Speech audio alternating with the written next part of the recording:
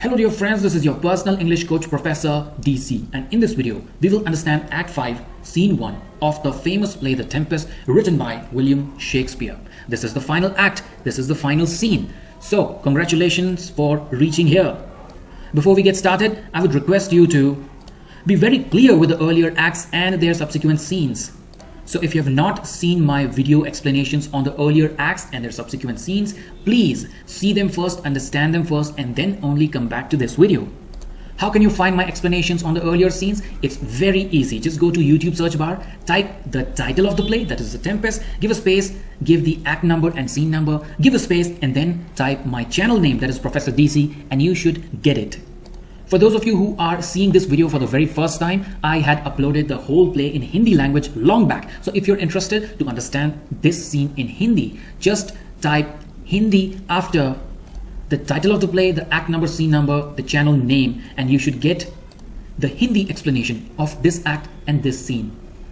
Alright, let's get started with Act 5, Scene 1. So where does this scene unfold? It unfolds right before Prospero's cell or Prospero's jail. Now, which is this place? This is the same place where Ferdinand was punished by Prospero. This is the same spot where, if you recall from the previous scene, Prospero had gifted his beloved Miranda to Ferdinand, seeing his hard work, seeing his love. Let's see what happens next. As we can already read here, Prospero enters in his magical robe. Now, what is a robe? Robe is nothing but a long and loose outer garment that mostly magicians wear, and Ariel is along with him. So Prospero has come out of his cave dressed in his magical gown, and during this time the couple, that is Miranda and Ferdinand, were sitting on one side at a small table and they were playing the game of chess. They were so immersed into the game that they didn't even notice Prospero coming out. They didn't even look up. Prospero recalled some of his formulas, some of his mantras, and raised his hand, and soon after that they disappeared into invisibility. They became invisible. And finally Prospero goes to meet Ariel. He says, "Now does my project gather to a head." He says, "My plan, my plot is reaching exactly where it should be. Everything is happening according to the plan. My spells are all intact. All my spirits have obeyed me very well. And everything is unfolding as I had decided. Tell me, my dear Ariel, what is the time?" Ariel replied, "It is 6 o'clock. Master, this is the same time you said our work has to end, my lord." Prospero agreed and said, "Yes, I said exactly that when I had raised that violent storm, when I had raised the tempest. I did say that." "Ariel, tell me one thing. How are the king and his followers?" Ariel replied with the status.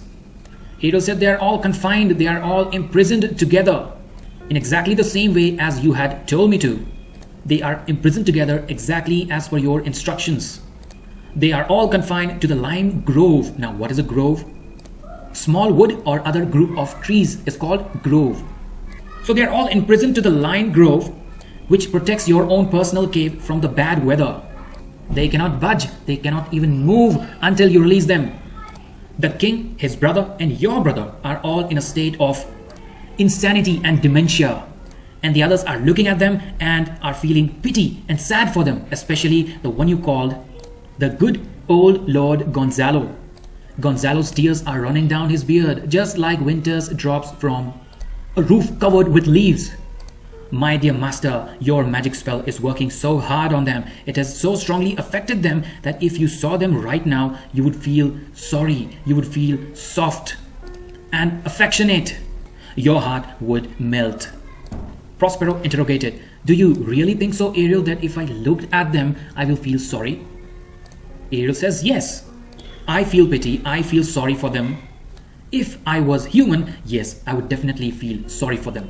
Prospero responded, "Then it's sure that I will also feel sorry. It's very sure that my heart will also melt if I looked at them, if their condition is really what you are describing." Prospero tells Ariel that Ariel was just a spirit and still he feels sorry for them. He says, "You, who are nothing but spirit, are touched or moved with sympathy for them, for their sufferings, so why should not I? I am one of their kind, I am a human being who can feel everything that they do. So I think if I saw them, I would be moved even more than you. Though I have a lot of discontentment for their evil deeds, I will go with my noble instincts, which tell me to feel compassion for them. I will go against my fury. Forgiveness is always bigger than vengeance or revenge. If in case they express sincere regret or remorse, then my job is done, then my purpose is achieved, and I will not do anything more to them. I will release them. I will break all my magic spells and I will bring them back to their own senses, where they will be themselves, where they will feel absolutely normal. After that, Prospero orders Ariel to release them. Ariel says, I'll release them as soon as I can. I'll release them quickly, sir. Then Ariel leaves, and Prospero now thought that it was high time to leave this magical world and return to a normal life where he can be a human being like he was before. And while he was all alone, all his spirits were gathering together. They were all watching him from different places like the trees, the sky, the pools, and they gathered everywhere around him. He thought of saying goodbye to all the spirits. He stretched out his arms to bid them a farewell. And this is what he tells them. So first of all, he draws a large circle on the stage with his wand, or we can say his staff. He says, with the help of you, the elves. Now what is elves? Elves are nothing but a supernatural creature of folk tales, typically represented as small, delicate, elusive figure in human form with pointed ears, magical powers, and a capricious nature. So Prospero is thanking them first. Prospero says, I have darkened the noontime sun with your help, the elves who live in the hills, who live in the brooks and grooves. And then he says, you chase the sea on the beach without leaving your footprints in the sand. And when the waves come back, you run away. You make the ringlets or toadstools. What is a toadstools? It's nothing but a spore-bearing fruiting body of a fungus. So Prospero says, you make ringlets while the moon shines. You make mushrooms as a hobby after the evening bell has rung. And then Prospero says, it was only with your assistance, your help, that I have called up the angry winds and made the green sea and blue sky fight with each other. I have set the green sea and blue sky at war with each other. To the thunderclouds I have given lightning, and I have also burned up Jupiter's beloved oak, and that too with his own lightning bolt. I've done so many things. I've shaken up the cliffs which were sturdy. Not only that, I have uprooted pines and cedar trees. With my magical power, I have opened up the graves and waked their sleepers, meaning awakened the corpses sleeping inside them with my powerful magic. But it's time that I surrender all this magic. It's time that I abandon magic now. I'm going to abandon my magic when I have called some heavenly music to cast a spell, as I'm doing right now. And once that is done, I will break my staff. I will break my magic wand and bury it underground. Bury it certain fathoms in the earth. What is a fathom? It is a unit of measurement. And I'm gonna throw my book of magic spells deeper into the sea. And I will throw it so deep that nobody, not even an anchor, would be able to reach that book. So every ship has an anchor. So Prospero says, I'm going to throw my book of magic, throw my book of spells so deep into the sea that even an anchor cannot reach it. Now Prospero had ordered a solemn music, a haunting music to be played, and that music had begun. He drew a large circle in the air with his fingers, and all the invisible spirits moved to form a magic circle on the ground right in front of him. It says re-enter Ariel. So Ariel re-enters. As we discussed, Prospero had ordered Ariel to release the king and his followers. So Ariel had released them, and now Ariel re-enters. So Ariel came in first and followed by Alonso, who was dizzy and having a frantic gesture. Gonzalo was taking care of him, and all of them were in trance, as though they were sleepwalking. Same was the condition of Sebastian and Antonio, and Adrian and Francisco were taking care of them. And all of them, they entered the circle which Prospero had made, and they all stopped and stood like statues. Now it was the time for Prospero to address all of them. Prospero addressed them, although they could not hear him. Prospero says, right now, your brains are useless in your skulls, and so let this solemn music Restore your minds. Let this music be the best soother of your unsettled mind. And stand right there because you are under my spell. You are spellbound. Now, Prospero went inside the circle which he had made and approached Gonzalo. Gonzalo's cheeks were full of tears. Tear-stained cheeks he had. Prospero now addresses Gonzalo. He says, "My honorable, saintly man, Gonzalo, I am crying along with you. My eyes shed drops in sympathy with yours." Now, hearing Prospero's words, Gonzalo's head moved slightly, as though he was hearing something from the far past.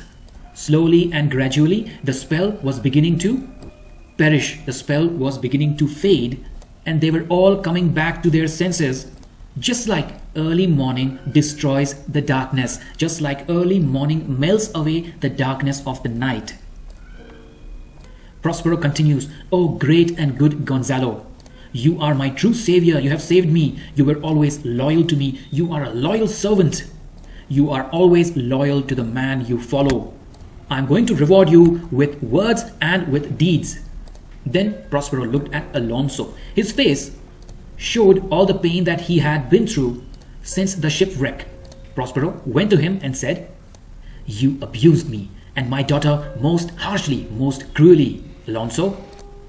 And while he was speaking, Alonso's brother was also standing just beside him.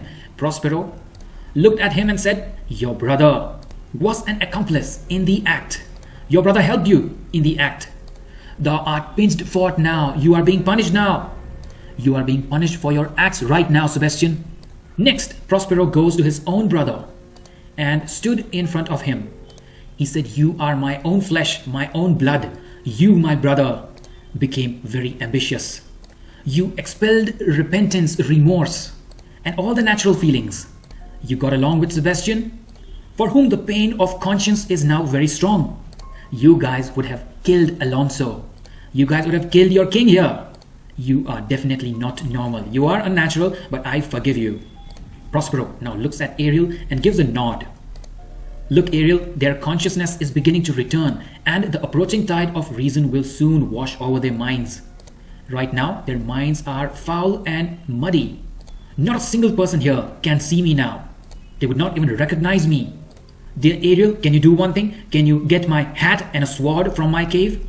Also, take my magical clothes. Here, take my magical robes. And just so all these fools can recognize me, I'm going to dress up as a Duke of Milan, just as I was before. Hurry, dear spirit. I promise you that I'm gonna set you free." Ariel goes and comes back within seconds. Ariel comes back in split seconds and helps Prospero dress up just like the way he was before, a couple of years back. Exactly the way he used to dress when he was a courtly prince. Ariel also sang as he helped his master with his dressing. Ariel sings a very nice song. What does the song mean? Ariel sings something like this: "I drink dew where the bees drink. In the cup of a cowslip flower I lie. Where the owls hoot I sleep. On the bat's back I fly. Merrily, merrily shall I live now. Happily, happily shall I live now." And what is the last line? "Under the blossom that hangs on the bough." So to understand this line, we have to understand the word bough first. Or some people say bough. Bough is any of the larger branches of a tree. And blossom is sometimes referred to as a flower. So under the flower that hangs on the branch.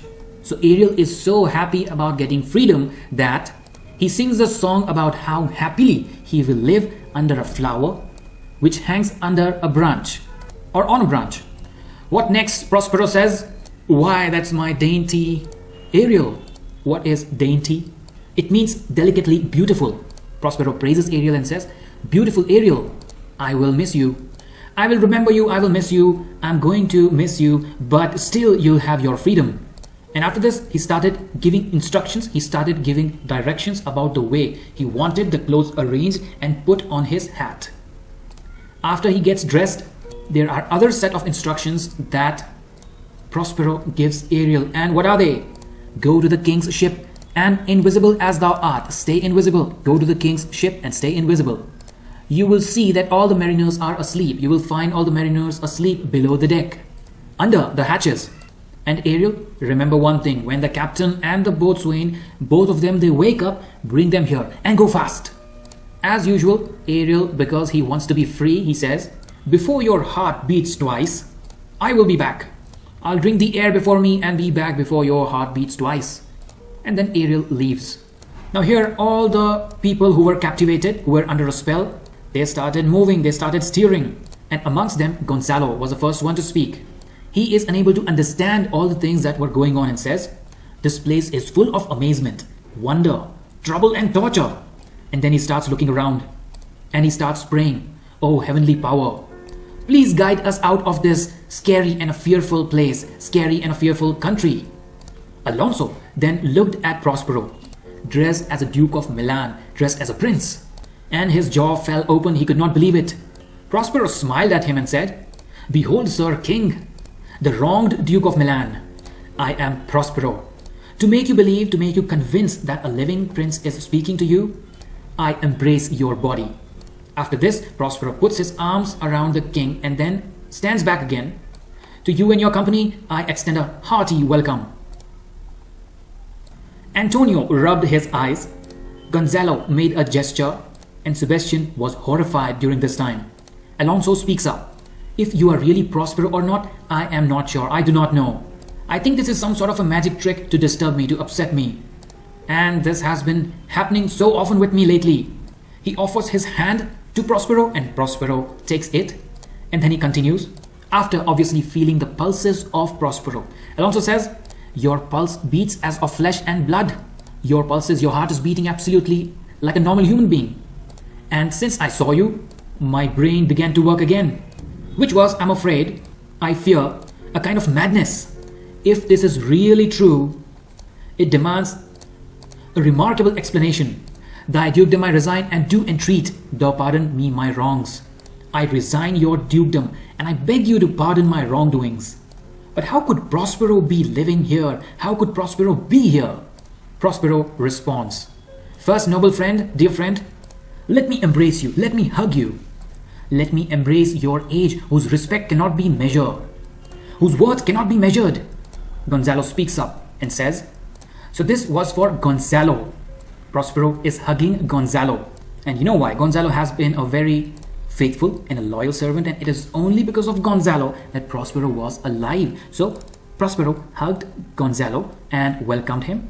And Gonzalo could not believe it. Gonzalo says, "I won't swear whether this is real or not." And Prospero clarifies Gonzalo's doubt. Prospero tells him that you are still seeing all the illusions, you are still feeling as if whatever's happening in front of you is an illusion of this island, and because of this reason you won't believe anything that's happening in front of you. You're still feeling the illusions of this island, and this will not let you believe what is real and what is practical. Then Prospero approached Sebastian and Antonio. And then he said, "Welcome all my friends." And after that, he approached Sebastian and Antonio and said, and that too in a soft-spoken manner, very quietly, Prospero says, "You two lords, if I felt like it, I could turn you in as the traitors you are. But as for now, I will not say a single word." Sebastian is still unable to believe him and thinks that it's some kind of a devil who is speaking through him. Prospero says, "No, it's no devil speaking through me, it's me." And then he goes to Antonio and he says, "For you, Antonio, you evil man that I can't even call a brother, I forgive you. The sin you have committed is one of the worst sins, but still, I forgive you. I demand my dukedom. You have to give the dukedom back to me, which I know you have already given to me." Alonso speaks up. Now friends, everybody in here, because they had been tricked by a lot of spirits, they are still thinking that it's a spirit acting as Prospero and harassing them. So Alonso tells Prospero that if you are really Prospero, give us the details of how you were saved, how you met us here, when we were just shipwrecked here a couple of hours back, 3 hours ago, when I lost my dear son Ferdinand. How painful memory this is. Prospero says, "I'm very sorry about that, sir." Alonso says, "Don't be sorry. In fact, no one can bring back my dear son. No one can undo this loss of mine, and I'm trying to bear it patiently. I'm trying to endure it patiently, but it's not helping." Prospero says, "You say you have tried to endure the loss, but I don't think you have tried to endure it patiently. If you ask me, being patient has helped me a lot. And you know what? I have suffered a loss similar to yours.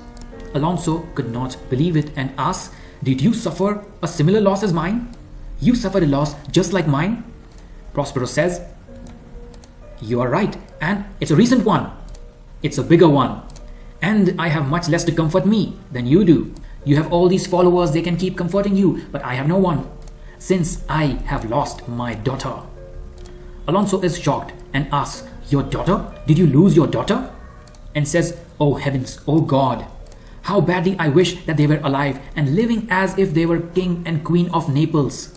I wish the two of them were alive and living in Naples as king and queen. I would give up my life and take my son's place in mud on the ocean floor if I could see him alive in Naples. Tell me one thing, Prospero, when did you lose your daughter? Prospero answers, he says, I lost my daughter in the latest and last storm. I lost my daughter in the recent Tempest. Then he tells Alonso, your followers, all of these lords, seem so shocked and so astonished that I think they have lost their use of reason and they are unable to believe what they see with their own eyes. But let me tell you one thing, whatever the reason for your losing your senses, you can know for sure that I am Prospero. I am the same Prospero, the same duke who was mercilessly kicked out of Milan, and I landed on the same island where you landed and became a lord of it. I don't want to tell you any more of this story. If I start telling you the story, it will take so many days. This is not something that I can share with you over a breakfast or a small chat or during the first meeting of ours. Then he tells Alonso, welcome sir, welcome. The room you see right in front of you is my royal court. I do not have any servants and nobody is there outside this room as well. Please have a look, take a stroll. Since you have given my dukedom back to me, I'm going to give you something equally nice. Or at least I'll give you an amazement, a surprise to satisfy you as much as my dukedom satisfies me. Now, friends, there's a curtain which is closed, behind which Ferdinand and Miranda were playing chess on a small table. So Prospero opens up the curtain or draws a curtain to reveal to Alonso how Ferdinand was alive and how he had found a life partner. So Miranda looks at Ferdinand and says, my sweet lord, you are cheating. So you see they are having a sweet conversation and Prospero is showing their love to Alonso. So Miranda says, sweet lord, you play me false, you are cheating. Ferdinand says, no my dearest love, why would I cheat? I would never cheat. I would not cheat you for the whole world. Maybe you can't cheat for the whole world, but you cheat for 20 kingdoms. But even then, I'd still lie and say you were playing by the rules. Alonso is unable to believe his own eyes. He looks at Ferdinand playing chess with Miranda and says, if this prove a vision of the island, if this dream vision is typical of what this island can bring up, can conjure up, and if this dream is going to get perished, then I will be losing my son twice. One, I lost him in Tempest, and second time, right now when he is playing in front of me. Sebastian also sees him and says, a most high miracle, such a wonderful miracle. Suddenly, Ferdinand looks at Alonso and kneels down. He says, though the seas threaten, they are merciful. The seas may threaten us, but they show pity at times. I don't know why I curse the seas without any reason. Alonso blesses him and says, receive all the blessings of a happy father. Now don't kneel down. Get up and tell me, how did you land up in here? How did you reach here? Now Miranda had not seen human beings except her father, except Ferdinand and Caliban, and now she's here having so many human beings in front of her. So she says, oh wonder, how amazing, how many beautiful creatures are there in front of me. The mankind is so beautiful. This is a new world for me. How nice it is that such beautiful people exist. Prospero says, yes, it has always been like that. It is just new to you. Otherwise, there are beautiful people all around. Alonso says. In fact, Alonso asks Ferdinand, tell me Ferdinand, tell me the truth. Who is this beautiful girl you were playing chess with? How did you get to know her? It's not even more than 3 hours. She cannot be your acquaintance in 3 hours. How did you guys become friends? Is she the goddess that initially separated us and brought us back together? Ferdinand explains, sir, she is mortal. She's a human being, she's no goddess.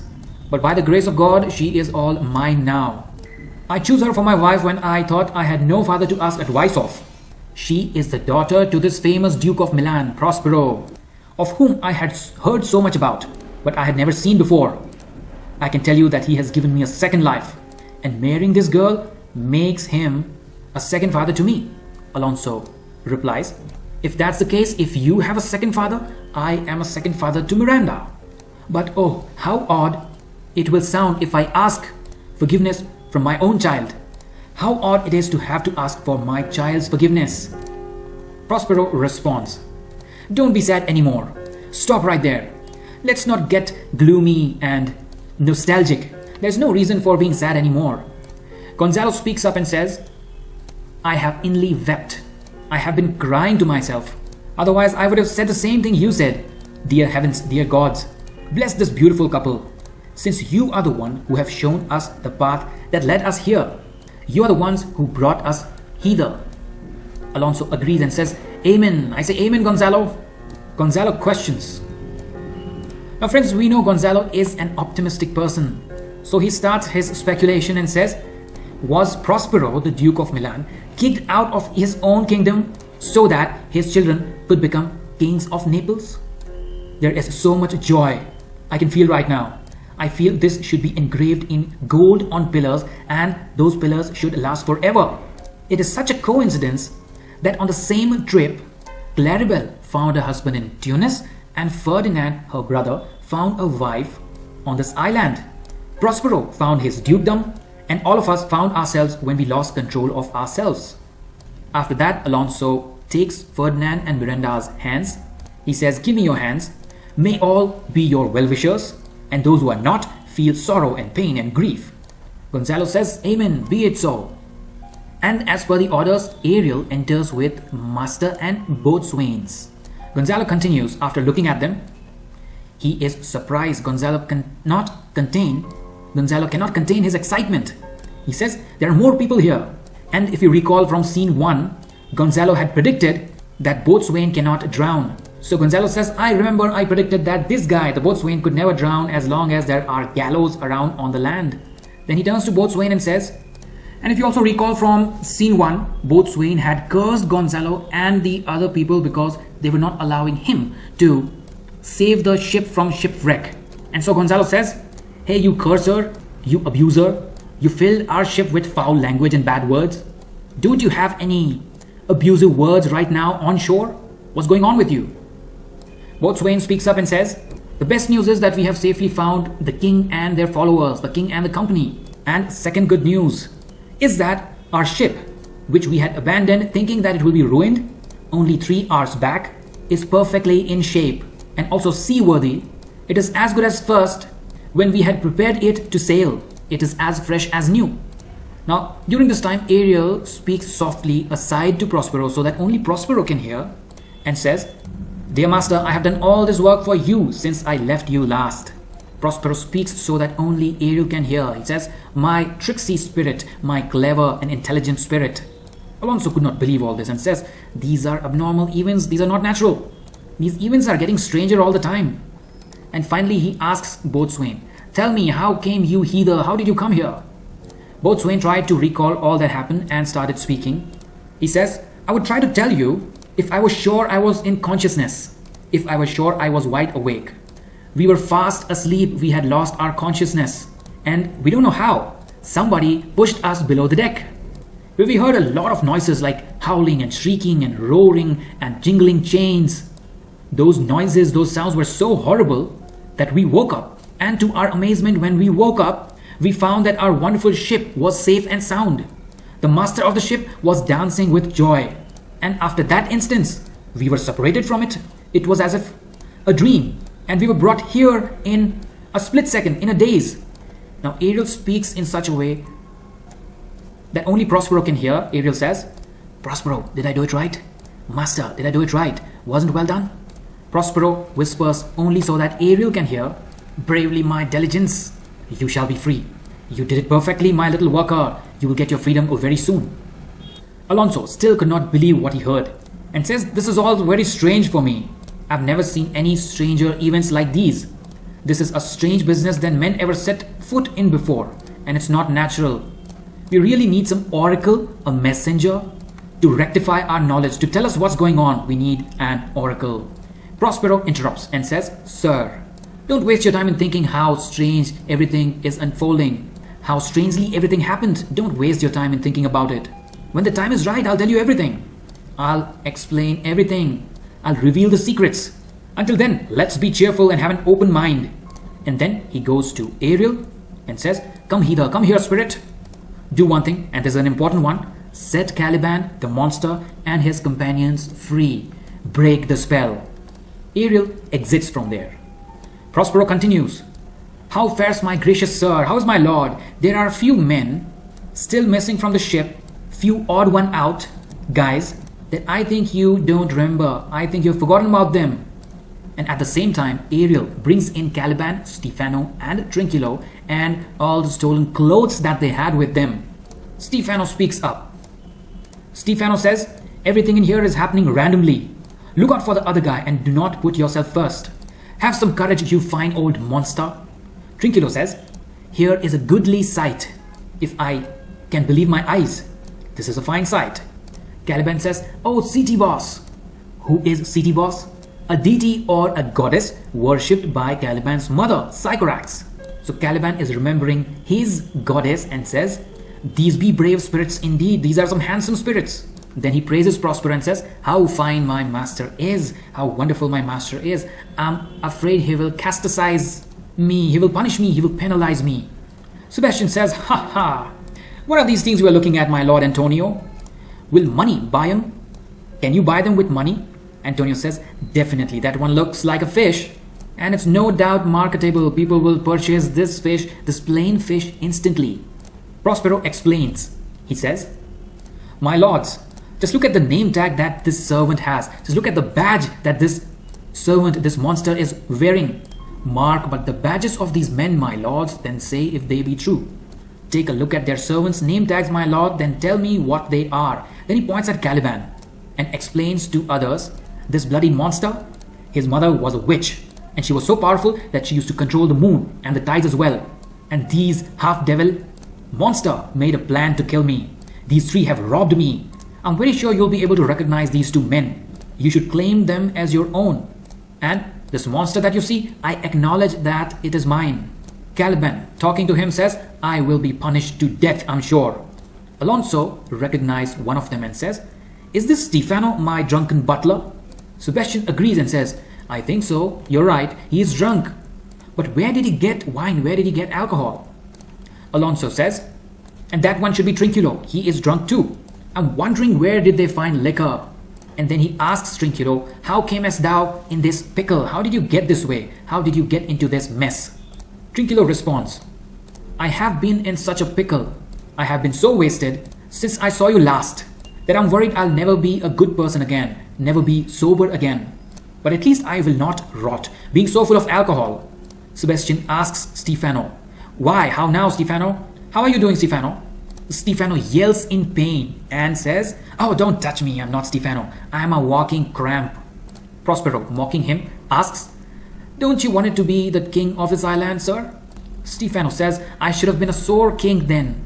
Alonso closely observes Caliban and says, this is the strangest monster, strangest living thing that I ever saw in my life. Prospero says he is not only ugly looking, but his manners, his etiquettes are also ugly. His deeds are also ugly. And then Prospero tells Caliban, go to my room and take your companions with you. Make my room neat and clean if you want me to forgive you. Caliban realizes his mistake and says, I will definitely do as you said. And after this, I promise you that I'll be wise, I'll be good. And I hope from the bottom of my heart that you will forgive me. I was such an idiot to think that this drunkard was a god. And how fool I was to worship such a stupid fool. What an idiot I was. Prospero says, all right, go away now. Alonso says, to Trinculo and Stefano, bestow your luggage where you found it. Put all the things back from where you had stolen them.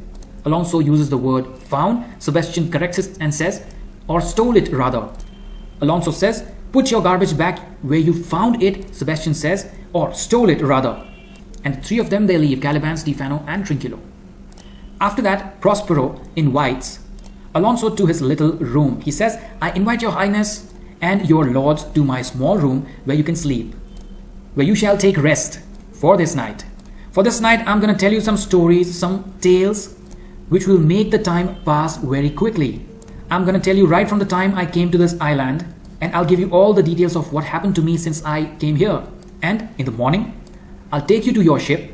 We will sail to Naples, where I hope to see this loving couple married.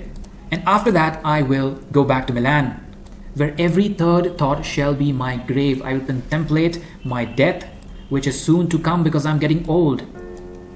Now, because Alonso is surprised, shocked, astonished, and puzzled, he says, I'm dying to hear your life story, which I'm very sure must be strange and an interesting one.